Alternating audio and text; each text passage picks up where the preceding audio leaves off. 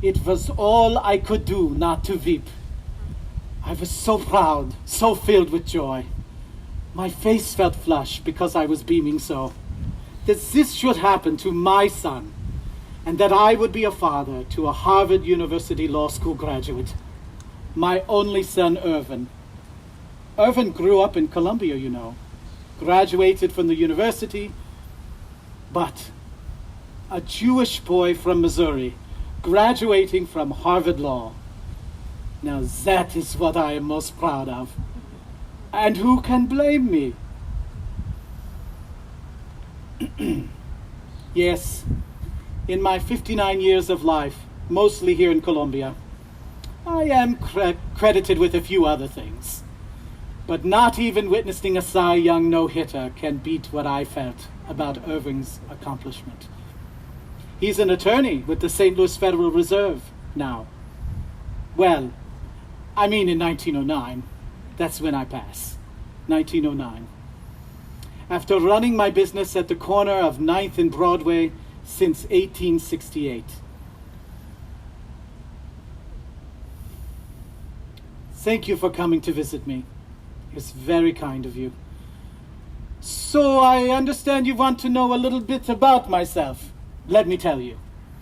I was born in Germany, and I came to America with my brothers when I was 15. We were following my father here. He had come before us and settled in Rocheport. I reached Boone County when I was 16, and for 2 years I made my living as a peddler.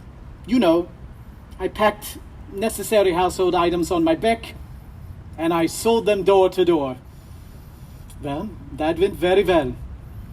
By the time I was 18, I put together my savings and some money loaned from my family, and with the equivalent of $7,000 in today's dollars, I opened the first store in Columbia, stocked exclusively with clothing for gentlemen. You are familiar with today's building at 9th and Broadway that says the Victor Barth building on the top? Well, that's where me and my brother Joseph both started and finished. But I started in a much smaller building. We called it the Star Clothing House, you know, for the Star of David. You might be wondering, was Columbia hospitable to Jews? Well, yes. I can tell you that in general, it was. We prospered. I chose to offer credit to my customers in a way that most local business people wouldn't. And it helped to accelerate our growth. Plus, of course, I went east to Baltimore and New York every year to purchase the best of new men's fashion. The gentlemen here wanted it, especially the young men at the university. I was the only one in 40 miles who could offer that.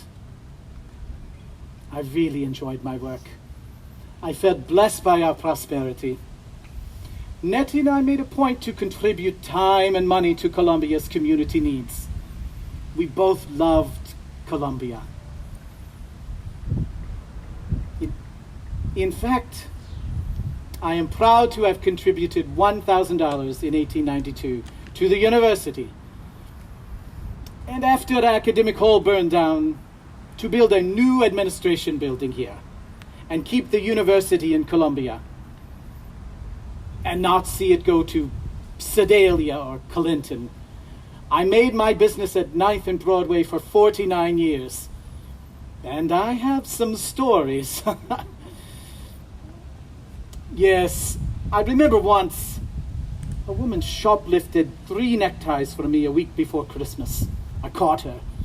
Well, down the sidewalk on Broadway. She told me they were for her husband. I brought her back to the store and I told her I knew they were for another man. And if she ever came in my store again, I would tell her husband what I knew. She stared quietly for a moment and then put the ties down and walked away.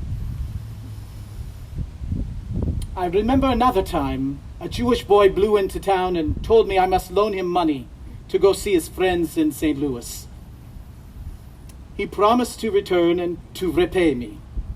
I gave the boy a shovel and showed him to the load of coal in the back alley I had just purchased and told him to shovel it into my basement. He did. So I gave him twice what his services were worth and sent him on his way. Borrowing is the mother of all trouble. When I was 28, Nettie and I built a very nice home on the corner of Broadway and Price Avenue. Price Avenue is now College Avenue.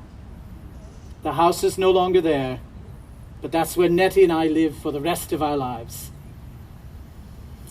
This will sound a bit immodest, but I've been asked to tell you things that can't help but sound a bit immodest. So for that, I apologize. When I passed in 1909, the townspeople were very kind. My pallbearers were all Gentiles and the most respected businessmen and community leaders. All the stores in downtown Columbia closed on the occasion of my funeral. The Mexico Ledger said, nothing for the good of the community was ever started in Columbia that did not receive the support of Victor Barth. I am humbled and flattered by that. Yes, I love Columbia. It's time to say goodbye today, but as I do, allow me to ask you to visit the new building I built at 9th and Broadway in 1909, just before I passed. It still houses a very fine gentleman's clothing store, a business called Bingham's. I would not have dreamt that would ever be the case over 100 years later, but that makes me very happy. Everyone should look good, yes? Goodbye now. Thank you.